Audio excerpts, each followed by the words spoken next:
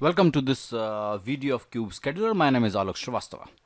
So I hope the things are going right and you are able to understand the Kubernetes internal things. Now, before we jump onto and create the pod, which normally people do, I want you to understand how the Cube Scheduler, the service which is responsible for running a pod on a node, chooses a node. Got the point? In the previous video, we have learned about the difference between a container and a pod. So we know that the pod will be running a container and the compute resources like CPU, RAM and all the things that will be assigned on the pod, not on the container. Now, this chapter I think is the most important chapter in the whole Kubernetes. If you wanted to understand how the Kubernetes cluster chooses the right node to run your pod. Now, the moment you create your pod, how we are going to do it, just leave it aside for now. Imagine you are going to build or create a pod. Every pod is containing a container, right? And container has some application which is supposed to run. And every application will be requiring certain amount of compute resources, CPU, RAM and stuff like that. We will be seeing in the as the course progress how to control those things, but not right now. So the moment you try to schedule a pod, right, the job of on which node, because you have a cluster, you have a lot of Kubernetes nodes, workers, what we call them. So the scheduler chooses that which node to be assigned for the particular pod. Now, once the node is assigned, then comes the job of the kubelet, which will trigger the pod and the container will be running. But let us understand how a node is chosen. The moment you create a pod using a YAML file, right, the job of the scheduler is to choose the optimum. I'm stressing the word optimum. The job of the scheduler is to choose the best or the best node to run this particular pod. Now, as I have told you, every container in the pod has different requirement for resources, CPU and RAM. Right, every application needs a different amount of resources. Now, the whole process of choosing a node for a pod is divided into two steps. These steps, I'll be coming on to those steps. I'll give you a simple example. So the scheduler will try to get the best node for it. Best node means which has got the resources as per the demand set by the pod, right? But if none of the pods are suitable, that might happen. If none of the pod or none of the node is available, so the pod will remain in an unscheduled unit until the scheduler finds a node to run the pod. So that is the job of the scheduler.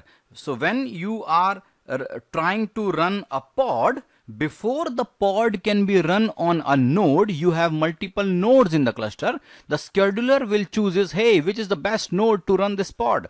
So how this process is done, let's understand this. So scheduler takes a lot of things while taking this decision. What is the hardware requirement, the software requirement, might be a policy restraints, things like affinity, anti-affinity, taint.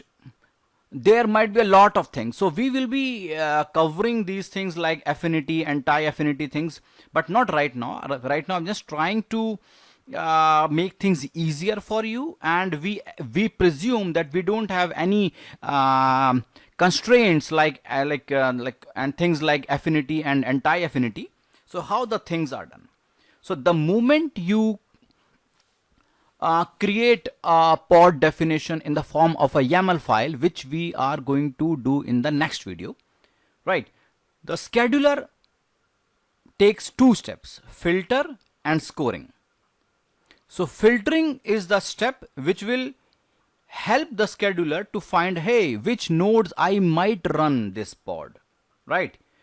I'll give you a simple example. What does filtering means? Suppose this is your Kubernetes cluster. You might have worker nodes with different compute resources. This is very practical things, right? So if in this cluster, see, I have got four Kubernetes nodes or the worker nodes. These are have got four core of CPUs. This has got 10 CPUs, say 10 core, and this has got 12 CPUs. So and I am trying to run a pod which demands 6 CPUs, right? So and in my infrastructure I have got two machines with 4 core of CPUs, one machine with 10 core of CPU, and one machine with 12 core of CPU. And my container, or not the container, say the pod needs 6 CPUs. So the first step is the filtering. The moment you try to run this pod on your cluster, so these two nodes are filtered out because they cannot be used. So first step is the filtering, removing those nodes which cannot be used in this case. So these two nodes are filtered out. Perfect. Now the scheduler has got more problems. Hey, which node to choose? Whether I should be running this pod which demands 6 CPUs on the node having 10 core of CPUs or 12 core of CPUs, because both are suitable. Now comes the second step. The second step is the scoring step. The scoring takes a very simple thing, that how much resources. Now listen it very carefully. How scoring means how much resources will be free on the node after running this pod. Got it? So that means if I run this pod on the machine with 10 core of CPU, I will have 4 core of CPUs still free, right? And if I run this pod on this machine having 12 core of CPUs, then I will have 6 cores still free, right? So scoring wise, what happens? The node which will have more resources left free even after running the pod will win. So if I run this pod on this machine which has got the 10 core of CPUs, I will have 4 left. But if I run this pod on this machine which was having 12 core of CPUs, 6 are still free, right? So the machine with the 12 core of CPU will win. This is how the Kubernetes scheduler will choose, or is choosing, the best node to run your pod. There are a lot of other factors like affinity, anti-affinity, taints, and all the things. But just to make things easier for you, the first step was based on the resource conditions, how the scheduler choose it, right? So finally, once the node is chosen, this one, the scheduler will assign the pod to the node with the highest ranking, right? And in case there might be a case that you have got more than one node will equal scores, that means I might have one more machine here which also has got the same number of cores free. So in that case, scheduler selects at random. And yes, there are a lot of other policies apart from the filtering and the scoring, like as I have told you, we can have a node selection. I might wanted to run a particular pod on a particular node, so node selection will come here. Then like anti-affinity, affinity. So these things are also considered while the scheduler chooses the node to run the pod, but that we are going to cover later on, not right now. Just understand this. I'll just repeat once again. The moment how the scheduler works, the moment you tries to run a pod with a certain amount of, which demands a certain amount of resources, the first step is the filtering. In the filtering, the scheduler will, as this particular pod demands 6 core of CPUs. So these have got 4 core of CPUs. So obviously you cannot run this on these two nodes. So they are filtered out. So that is the first step. Now the second step is the scoring. So out of these two, both are capable of running this particular pod. Which one to choose?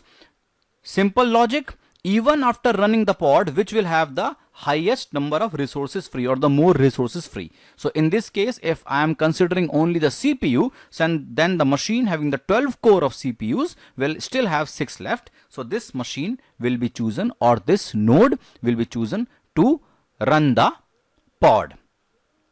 So make this concept very clear in your mind. Before we jump onto that, we are going to do in the next video, before we jump and create the pods. I hope you got the point, and I'll be seeing you in the next video. Bye bye, take care, Godspeed.